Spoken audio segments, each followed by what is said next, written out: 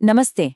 आज हम बात करने वाले हैं लॉस सैंटोस की सबसे बड़ी चोरियों में से एक द यूनियन रिजर्व हाइस्ट के बारे में। इसके पीछे की जो प्लानिंग थी ना, उसे परत दर परत खोलेंगे। तो चलिए सीधे कहानी में कूदते हैं।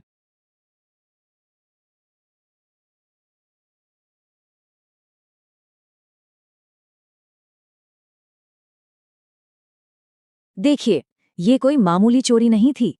ये वो रात थी जो सब कुछ बदलने वाली थी।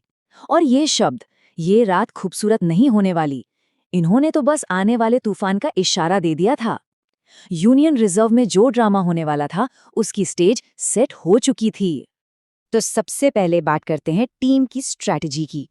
कहते हैं ना, हर बड़ी चोरी के पीछे एक जबरदस्त प्लान होता है।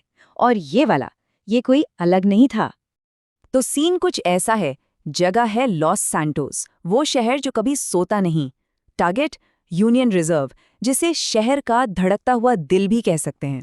और वक्त रात के 1:47। वो वक्त जब शहर का सन्नाटा सबसे ज्यादा शोर करता है। इस प्लान का नाम था द हाइब्रिड प्लान, और सच कहूं तो ये ब्रिलियंट था। सोचिए, सामने से मेन गेट पर एक बख्तरबंद ट्रक से हमला, चारों तरफ स्मोक ग्रेनेड्स का धुआं, पूरा हंगामा। यह सब सिर्फ ध्यान भटकाने के लिए था, क्योंकि असली खेल तो पीछे चल रहा था। एक दूसरी टीम चुपचाप मेट्रो टनल के रास्ते अंदर घुस रही थी। उनका असली टारगेट था डिजिटल वर्ल्ड, मतलब एक ही वक्त पर दो तरफा हमला। परफेक्ट। लेकिन भाई, ये लॉस सैंटोस है, यहाँ अच्छे से अच्छे प्लान भी धरे के धरे रह जाते हैं। तो अब देखते हैं कि कैसे ये परफेक्ट दिखने वाला प्लान प्रेशर में आकर बिखरने लगता है। तो जो साइलेंट टीम थी वो अंदर पहुंच चुकी है। टीम का हैकर कीज अपना काम शुरू करता है। वो वॉल्ट के सिस्टम में एक घोस्ट की अपलोड कर रहा है। उस कमरे में सन्नाटा ऐसा कि बस दिलों की धड़कनें ही सुनाई दे रही थीं। सब कुछ प्लान के मुताबिक चल रहा था, या शायद बस ऐसा लग रहा था। और ठीक तभी पहली गड़बड़ होती है। कीज के सामने एक अनएक्सपेक्टेड फायरवॉल आ जाता है, एक बैकअप जिसे विक्टर ने लगाया था। और बूम, हैक वहीं रुक जाता है। और घड़ी की टिक टिक अब और तेज सुनाई दे रही है। अब पूरी टीम के दिमाग में बस एक ही सवाल है, क्या तुम इसे तोड़ सकते हो? हर एक सेकंड कीमती है, वक्त हाथ से निकल रहा है, और प्रेशर वो तो बस बढ़ता ही जा रहा है। सवाल ये है कि क्या कीज ये कर पाएगा?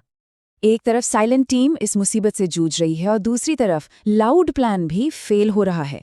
लीना की रेडियो पर आवाज आती है, रे, प्रॉब्लम है, अंदर प्राइवेट कॉन्ट्रैक्टर्स हैं। ये पुलिस नहीं थी, ये कोई और ही था, जो सिर्फ ध्यान भटकाने का काम था। अब वो एक जानलेवा जाल बन चुका है। और फिर अंधेरे से एक आवाज आती है, उस शख्स की जो इस सारी मुसीबत की जड़ है, विक्टर। ये वो पल था जब टीम को एहसास होता है कि उन्हें सिर्फ रोका नहीं जा रहा, बल्कि उनके साथ खेल खेला गया है। अब विक्टर का असली मकसद शीशे की तरह साफ था। टीम कोई चोरी नहीं कर रही थी, उन्हें तो एक बड़े खेल में फंसाया गया था। वो सिर्फ मोहरे थे जिन्हें बलि का बकरा बनाया जा रहा था। और ये बातचीत धोखे की गहराई को दिखाती है। रे पूछता है, तुम्हें कैसे पता चला? और विक्टर कहता है, क्योंकि ये प्लान मैंने ही डिजाइन किया था। सोचिए, जिस प्लान पर वो चल रहे थे, वो शुरू से ही एक जाल था। उन्हें एक ऐसी लड़ाई में घसीट लिया गया था जिसके बारे में उन्हें कुछ पता ही नहीं था।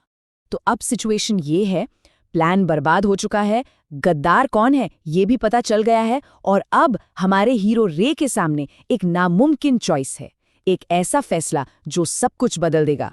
तभी कीज चिल्लाता है, वॉल्ट का डेटा ट्रांसफर हो रहा है, और उनके पास है सिर्फ 60 सेकंड, बस 1 मिनट, और इसी 1 मिनट में सब कुछ तय होना है।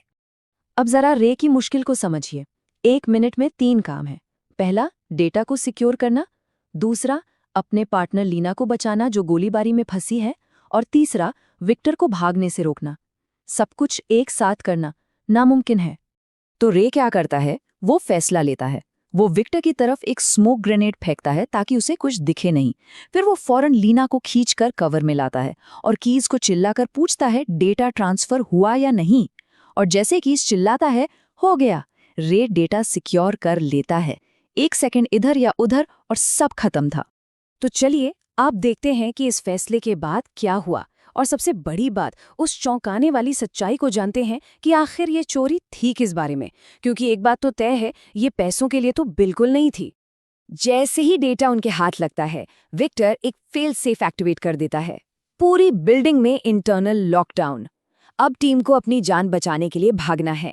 दरवाजे एक के बाद एक बंद हो रहे हैं और पीछे से विक्टर की धमकी गूंज रही है। वो जैसे तैसे उस अफरा तफरी से तो निकल जाते हैं, लेकिन असली धमाका तो अभी होना बाकी था। गेटवे कार में सेफ जगह पर कीज अपना लैपटॉप खोलता है और उसे जो मिलता है वो पैसों से कहीं ज्यादा कीमती और कहीं ज्यादा खतरनाक था। उनका टारगेट कैश था ही नहीं, टारगेट था डेटा। शहर के बड़े बड़े पावरफुल लोगों के राज, पॉलिटिशियंस, जजेस, पुलिस, सबकी फाइलें। और इन सब फाइलों को एक नाम जोड़ता था, विक्टर हिल, एक टॉप लेवल ब्रोकर। और यहीं पर ये कहानी एक मामूली चोरी से बदलकर शहर पर कंट्रोल की लड़ाई बन जाती है। तभी एक अननोन नंबर से मैसेज आता है विक्टर का। तुम्हें लगता है तुम जीत गए? लॉस सैंटोस अपना राजा खुद चुनता है। इस मैसेज से एक बात साफ हो जाती है, लड़ाई अभी खत्म नहीं हुई है। ये चोरी नहीं थी, ये तो बादशाहत के लिए एक चाल थी। और खेल तो अब शुरू हुआ है। मतलब अब पूरी घटना का मतलब ही बदल गया है। ये टीम अनजाने में शहर के कंट्रोल के लिए एक बहुत बड़ी लड़ाई के बीच में आ फंसी हैं। वो खुद को चोर समझ रहे थे, लेकिन अब वो इस खेल के खिलाड़ी बन चुके हैं। और ये कहानी हमें एक बहुत बड़े सवाल के साथ छोड़ जाती है। शहर के सारे राज अब इनके हाथ में हैं। तो क्या ये जानकारी उन्हें नए पावर प्लेयर बनाएगी या फिर शहर का सबसे बड़ा टारगेट? क्योंकि लॉस सैंटोस में पावर की हमेशा एक कीमत होती है।